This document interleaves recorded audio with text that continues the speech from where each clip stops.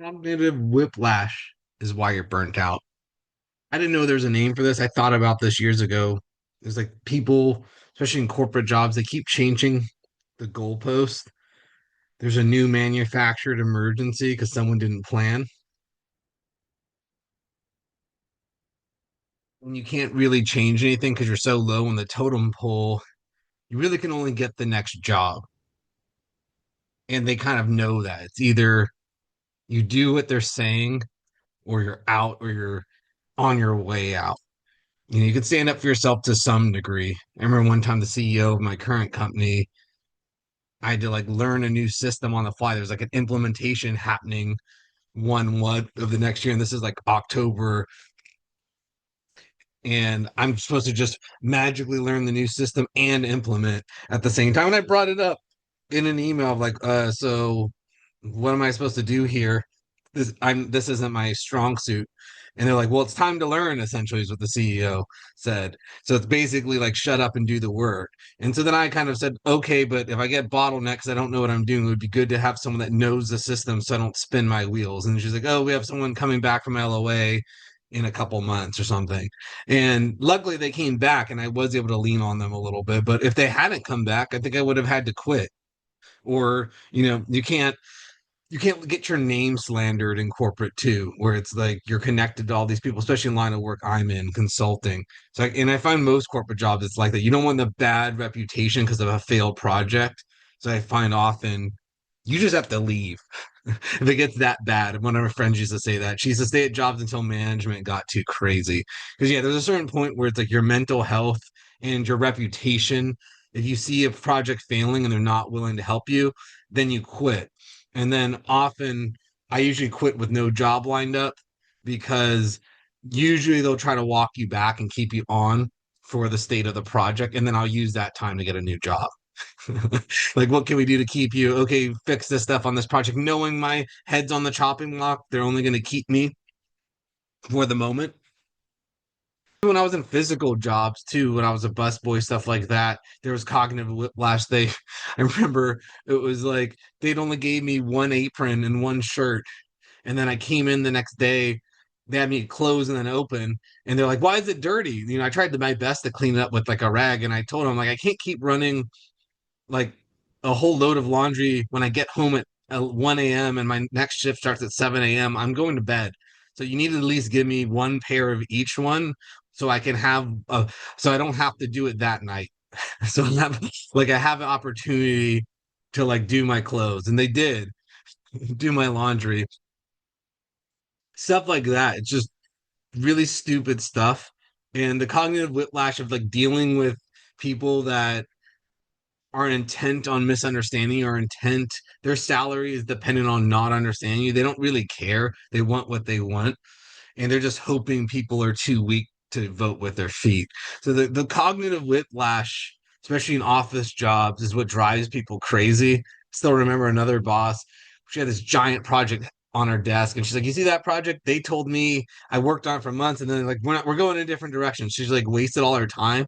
I just almost laughed internally, like she thought it was like she's so proud of herself for like just being able to drop it and not being attached to it. Yeah, to some degree, but it also shows how much of a rube you are to think that's appropriate, all the time you spent on that. And of course, she's begging me for a job like a few years ago here. She eventually had to quit. It's like, yeah, if you're going to get treated stupidly by these people, it's time to go. You have to find someone halfway decent.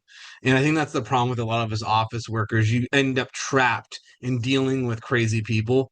Literally, I've had bosses where you're like one step from like punching them in the face because they're just so ridiculous.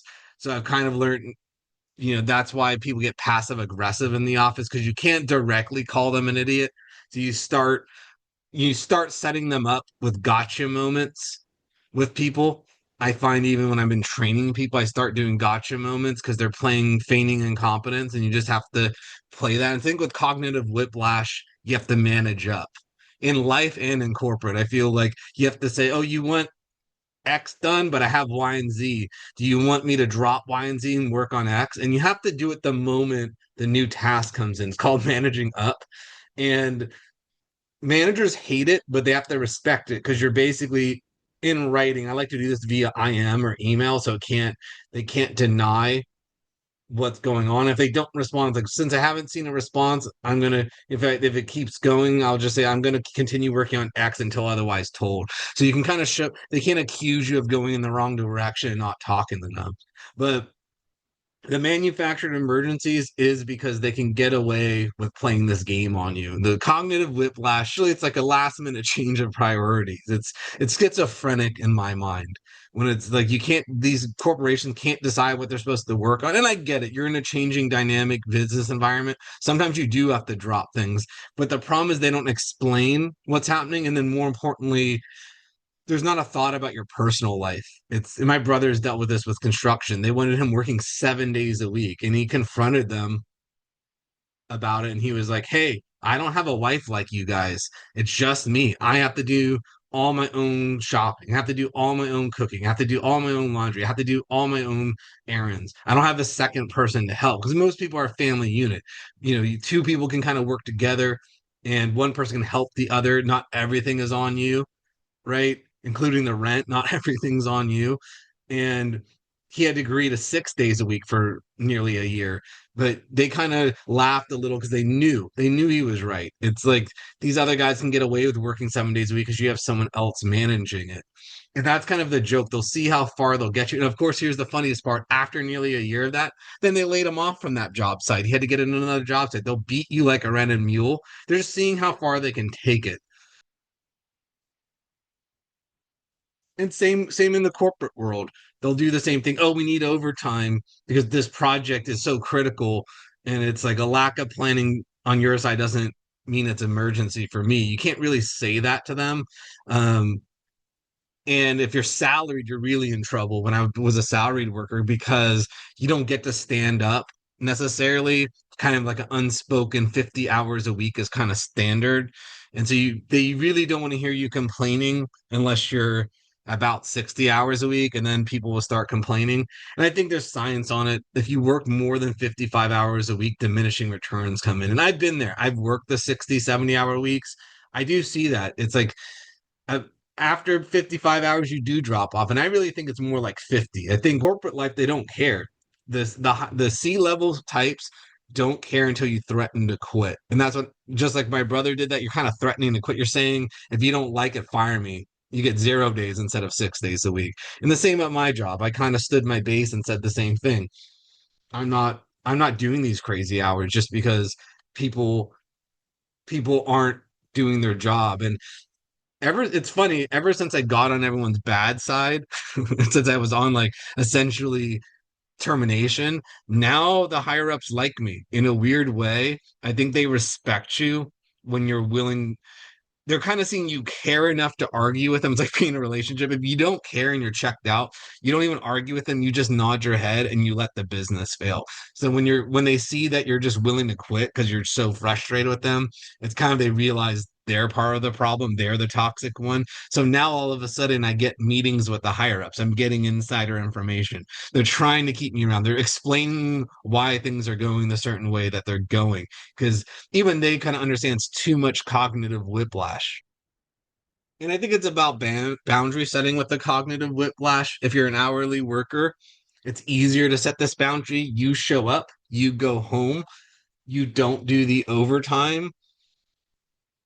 And if you do the overtime, you make a deal. I've done that at certain jobs where it's like I was working long hours as an hourly employee. And then I said, well, after you do it, now I'm burnt out. So I need some Fridays off kind of thing. You kind of show them after the fact, after you've been working really hard, I need to recuperate. And most businesses are actually pretty good about that because they see if they don't allow it, you're probably just going to quit. With a salary position, it's not so easy because it's kind of the expectation is the job takes whatever it takes to get done. But it's harder to draw that line in the sand with a cognitive whiplash because now they can just run you ragged with the work. And so I start doing the thing where I work the hours I want. I found that's good with the cognitive whiplash. You're not going to make me work till 10 p.m. at night and then have me at sharp 9 a.m. F you. I'm not coming in at 9. I had a manager once. when I was at an hourly job and they were working me 12-hour days, 9 to 9. It was upsetting my wife at the time. And she didn't really understand. She hadn't worked in corporate jobs like this where they don't give a shit about you. She's worked kind of more higher end, kind of like sciency kind of jobs, was more respect. Very replaceable in corporate. And so I kind of was doing it just to keep the peace. And I remember I showed up at like 9:30 or something, and it was like this big howdy do. And even though I showed up at 9:15 and they were like so butthurt about it, and I just said, well, okay, well, I can just not do the overtime and I can be 9 here m to 5 p.m. And then all of a sudden that went away. And then the same thing, like I was coming in late because I was sick, and then my boss kept giving me grief over it. And I'm like, okay, well, next time I'm sick, instead of coming in for a full 8 hours, I'll just call off and I won't be late then in your mind. And then she kind of smirked and smiled and half laughed, like, okay, I get it. Okay. Like she got it. Like you can't, I'm not stupid like some of your other employees. You're not gonna abuse me. That's the problem too. They're hoping you're stupid or too nice to stand up to them. The cognitive whiplash is considered normal in business. And I mean, there's some level of it. I get it. It's like I said earlier, it's dynamic business environment. Priorities can change. We're seeing that with AI, we're seeing that with the economy. You have to pivot, but there's a difference when it's like from hour to hour, there's lots of changes. And even at my job, because there's always an emergency payment that needs to get made, you had the day planned and you're under strict deadlines. And I've had to even tell clients, they're like, we need this done now. And I'm like, it can't be done now. I have another priority that was previous to this that people need to get paid. And they've gotten all upset and they get all psychotic on me, and they have to just accept it. And they still try to report you on it when they can. I don't recommend, if you're a corporate type, to get into a job where you have a lot of bosses. Because at least if you have one solitary boss to answer to, the whole managing upward, which one of these things do you want me to work on, works because you have someone to go to. If you have multiple clients, burnout, cognitive whiplash is inevitable. You have to just, the only way around it is to hire a deep enough team to have people to handle it. And that's the problem with our American society. They're trying to keep the team super lean. And I get it from a financial standpoint, but from like the cognitive whiplash standpoint, then you're making your team burn out. And I'm seeing it on my current team now. We have lots of burnt out people. They finally started hiring people now. It's like too little, too late, and the hires we're getting are stupid. Essentially, you have to be almost like willing to be homeless in a way to win at corporate. You have to care so little about if they get butthurt at you that you know when to strike and you know when to let them win, but you just can't let them run over you constantly. And I think that's the problem with the corporate culture. That's the easiest way to survive, is just to let them steamroll you constantly. And you just say yes, you're a yes man or yes woman, and you don't draw boundaries, you don't call out the cognitive whiplash, you don't manage up. It's super important to draw these boundaries early. I remember I had a client, she started talking down to me from day one. And as soon as she did it, I responded with an email like, just to set expectation, this is our business response time. This is how we do things. Just want to make that clear. And she was good from that moment on. The problem is when you're dealing with a boss or clients that they haven't had the boundaries set and you've inherited them, or you come into a new job and they've treated people badly for years, and you come in not knowing the culture. That's what culture is. It's the cognitive whiplash, is, are people reasonable or not? All the rest of it the toxicity stems from this issue of kind of like a lack of caring about people's having a personal life, that you're not burning people out, that you know, you're treating them right. Like I'm training a guy right now. He has a 7-year old and 3-year old wife and kids, and he just wants to work his 40 hours. And I just warned him, like, hey man, when I'm out and you're covering me for a couple weeks, you're gonna have some long hours. So talk to your wife, prepare yourself. I gave him months notice about this. Like you're gonna have a 2-week period. And he was smart enough to schedule a couple days off after I'm back. But that's the thing. I'm I know how to deal with this because I've been a manager in these environments. I would try to protect my team as much as I could from this stuff. And I've had managers do the same for me. and you don't realize some of those middle managers are they're the ones dealing with the cognitive whiplash. They're the ones having the fights. Had a manager once say, like, when she was leaving, like, I can't protect you guys anymore, right?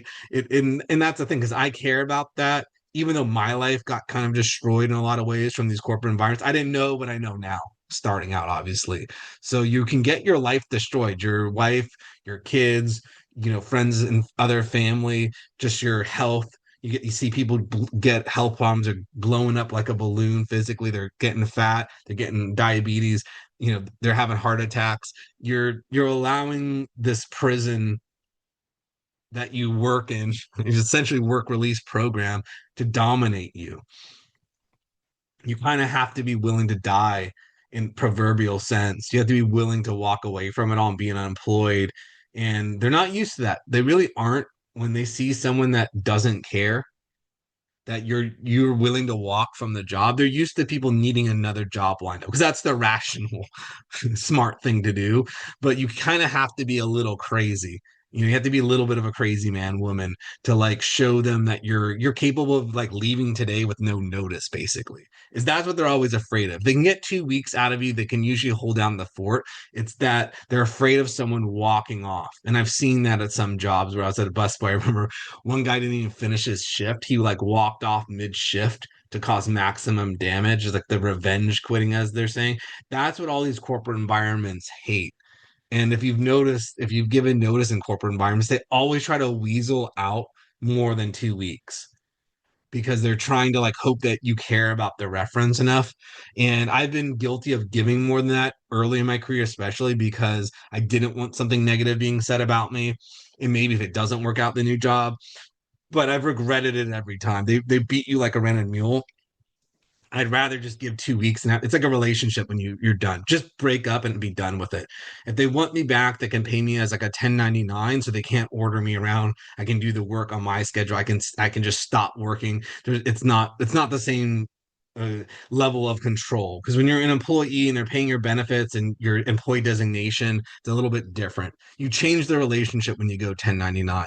I think that's the best way to do. If you're going to give them more time, do it when you feel like in an office, regain some of your control. You don't want to be given 2 weeks and you have to talk to your new employer to extend out your start date. You might lose the new job. So like, to dodge this, never work for a new manager. If this is their first manager position, they don't know anything about management. They don't know how to protect their employees from this cognitive burnout. Always go to the LinkedIn, see their last job if they were a manager, because they might have been recently promoted at their current job. You want to see someone that's had at least one management job before where they've managed people for a few years. Because I've been a new manager. I didn't know what I was doing. And right now I have one that's never been a manager and she got demoted. She drove out half her team just being a crazy. So it's don't even let the environment appear. You really have to do your homework during the interview process. Look them up on LinkedIn. Ask how long they've been in the company during the interview. Ask how long they've been a manager at the current company, right? You actually have to interview these people back.